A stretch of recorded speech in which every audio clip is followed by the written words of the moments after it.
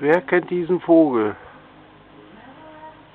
Morgens am Neuharlingersiel, 8 Uhr.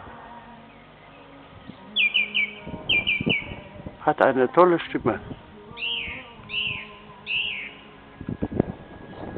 Wir haben heute den 3.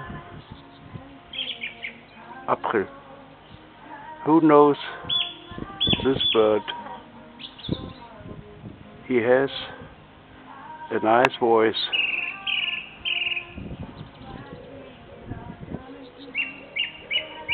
It's 8 o'clock in the morning at the Neuharlingersiel.